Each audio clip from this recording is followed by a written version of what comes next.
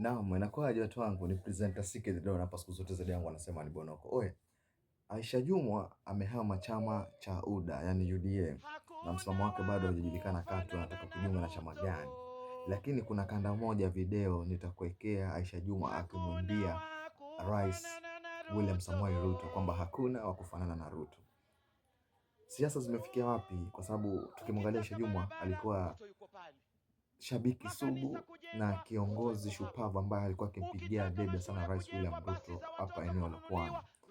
Na mbali na hivyo ni kwamba Aisha Jumwa jana aliweza kukihama chama cha UDA kwa uchungu na maneno yenye msisitizo na mazito ya kwamba hata kuna wakati aliweza kufungiwa milango ya kuingia mimi house ama si mwanachama tena wa chama cha UDA. Baada ya kuwa leo wewe ni rais, mimi hata kazi ya kufegia katika serikali yako sina. Hata rais na viongozi ambao walikuwa kwenye kongamano hilo, lakini kata kupata nafasi. Na nikamwambia ya kwamba umenihumiliate za kutosha. Maswali anuai yanakuja hapa tujiulize tu Aisha Jumwa. Na katika chopa yako nilibaki mimi na pilot Faruk Kibet tena na askari wako ambaye ni bodyguard. Kwa sasa kinachoghadhabisha ni kwamba ama kinachozunisha ni kwamba Rais William Ruto wakati huo nilikuwa nazunguka na wewe kila mahali katika taifa hili.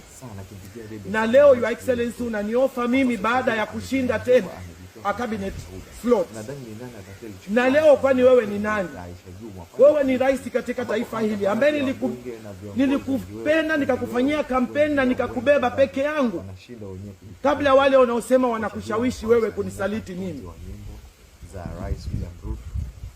Kwa hivyo umenifunga vya kutosha. Na labda kama huna habari, nimefukuzwa katika ikulu kwa sababu viongozi wa Pwani walikuwa wamekuja kukuona. Na nikakuandikia message Aisha Jumwa kule Kilifi anasema na hakuna vile ulinijibu. Ni mama ambaye anawania. Nimekuwa humiliated. Hata wewe mwenyewe ukija Kilifi ni kama haunijui tena. Your Excellency kuniahidi tena mimi kwamba nikufanyie campaign ndio uje unipe cabinet slot, wakati wewe leo ni rais na mimi nimepitia yote yaliyo magumu katika serikali yako.